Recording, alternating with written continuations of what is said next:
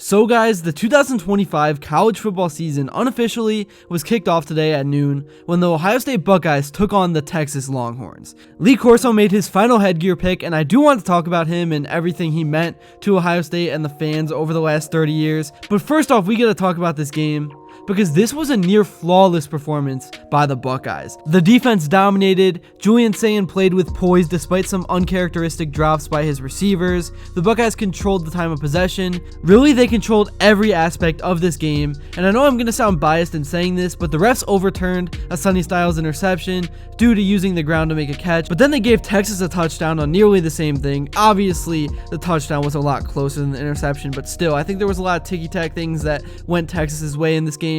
I think if those things go Ohio State's way, or at least one of the two, and Texas isn't allowed to get away with putting Smith in a headlock every route he ran, this game would have been a lot more lopsided than the scoreboard showed. I do gotta give some credit to Texas for finding a way to hang around, despite Arch Manning laying an egg and being incapable of hitting a wide open target. But ultimately, it was the Buckeyes defense, it was the Styles brothers, it was Caleb Downs, it was Edric Houston, and the guys up front getting that huge goal line stand on the one. The Buckeyes dominated every aspect of this game, and they made one thing clear.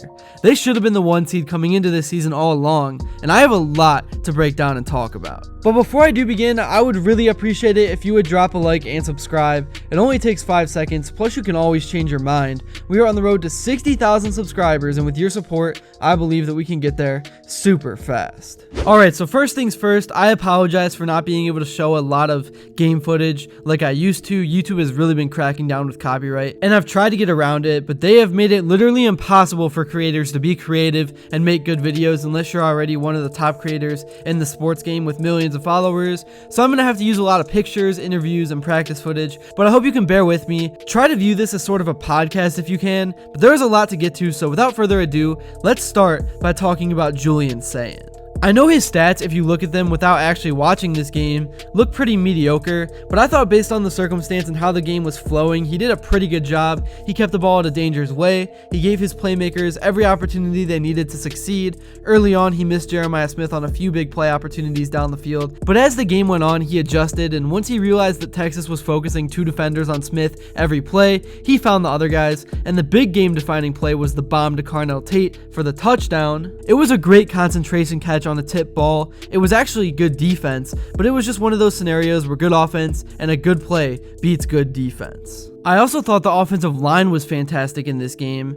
I was kind of curious how they would play because of the turnover from last year, but they were actually disciplined, unlike Texas. They did not commit a bunch of random flags. Luckily, the holding in the end zone got offset. That was a huge break. But overall, when you compare how the Ohio State O-line played compared to the Texas Longhorns O-line, obviously one was at home, one was on the road. That plays a big factor. But Ohio State won this battle by a mile. Because it wasn't just what they did in the passing game. They created holes and allowed the backs to pick up 3 to 4 yards of carry, and the line stepped up and pushed forward on 4th and goal to create the Donaldson touchdown, while Texas on the 1-yard line got absolutely stuffed on a predictable QB sneak. So yeah, really the biggest key to this win was the fact that Ohio State's offensive line executed in the red zone and Texas's did not, and I was interested to see how Phillip Daniels would plug in, but he played about as well as you could have hoped for. I honestly did not fully expect for this to be as much of a defensive game as it was. Obviously, I knew it was possible. I mean, both sides are loaded with talent. We saw Texas sort of figure out Jeremiah Smith last year, holding him to barely anything in terms of production, even though doubling him opened up opportunities for other guys to make plays. Still though, we knew coming into this game that both sides had elite defenders everywhere on the field, and that was proven to be true. I definitely thought Texas got away with some pass interference to Jeremiah Smith. I mentioned the D-line. The Buckeyes did everything possible to make sure Lee Corso's final headgear pick was correct. And what a day for him, man. He picked the Florida State upset as well. That was a legendary way to go out. College football is definitely going to miss Corso. I grew up watching him my entire life, as I'm sure many of you did as well. But yeah, I thought Game Day did a great job honoring him. It was a great tribute, great to watch, and the show is in great hands with the guys that got on the panel moving forward. I know some people don't like Pat McAfee, but I think he was a great addition. He adds energy. I love the Nick Saban edition. He's so good at breaking down game film and that kind of stuff. So yeah, Game Day is headed in a great path. There's nothing to worry about there. Anyways, getting back on track to the Buckeyes, all offseason I talked about the new mindset these players had. At the beginning of the offseason before camp, the players wanted all the championship stuff taken down. They didn't even want to look at it. They wanted to create their own story, and they wanted to forget last year even happened. And I think that just tells you everything you need to know about this team.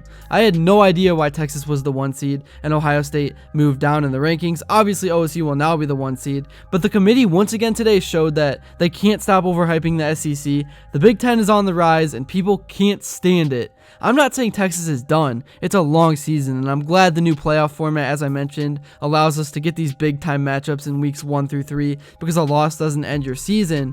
But Texas did not look like all that to me. Again, I know Ohio State is the best defense they will see all year, but it was just the little things. The bad penalties, Arch Manning pooping his pants in the first half, and missing wide open throws on crossing routes. There was a lot that went wrong from the start for Texas, and it took them way too long to get settled in. But again, big praise to the Buckeyes for applying pressure and making them crumble from the opening kickoff. Let's take a look at some of the numbers from this game. According to the official stat book, Julian Sayin was 13 for 20 with 126 passing yards and a touchdown. Again, those numbers could have been better, and he really played with a lot of poise, but he dealt with about 50 yards in drops, and this was a game where the Bucs ran a lot to control the tempo and style of play. The Texas Longhorns obviously have a great secondary. He also kept the ball out of harm's way and did not try to do too much. He didn't try to be a hero. He just played within the style of the game, which was a big thing. Cardinal Tate, as I sort of predicted, led the way in receiving yards with 49, and he also had a touchdown. The reason why I predicted that was because I knew Texas would focus a lot on Jeremiah, which they did, and that opened up a lot of space and a one-on-one matchup the entire game for Tate, and he did pretty well with it. That catch was spectacular, in the end zone, falling down while juggling the ball for the touchdown. Smith was fine in this game. It was only game 1. I thought there were a few plays throughout the 60 minutes where he was open, but Julian missed him or just didn't see him at all, but he was out there drawing double teams, drawing big momentum changing flags, and there should have been way more than what was actually called. I think Smith's impact in this game went way beyond just the numbers. In terms of the running backs, CJ Donaldson was dominant. He had a great debut. He had 67 yards with a touchdown and was just willing 3 to 4 yard gains almost every time he touched the rock. Peoples had a slow day with only 20 yards on 10 carries, but I'm not off the Peoples train. He definitely showed flashes of his ceiling in many different phases. So the Buckeyes, when you match things up head to head, really dominated this game in every aspect, every phase, and the scoreboard did not tell the whole story. As I said, they were one missed call, one incomplete touchdown, one Styles interception that was just inches away from actually being one. They were one of those moments away from this game being a blowout. I can't believe I saw tweets that experts were worried that Ohio State could potentially get blown out in this game. What a joke. Julian Sayin looked way better than Arch Manning. Arch looked pretty bad if we're being completely honest. Will he bounce back? Probably, but there was really nothing to be impressed with if you're an Arch guy, and he already moved down in the betting odds for Heisman, so not a good sign. But yeah, that's really all I have to say for this video. The Buckeyes dominated things from start to finish. Let me know what you guys thought about this game in the comments below and what player you think made the biggest impact. But again, that's all I got. Thank you all so much for your continued support. Be sure to comment below what you would like to see next, and until then, I will see you all later.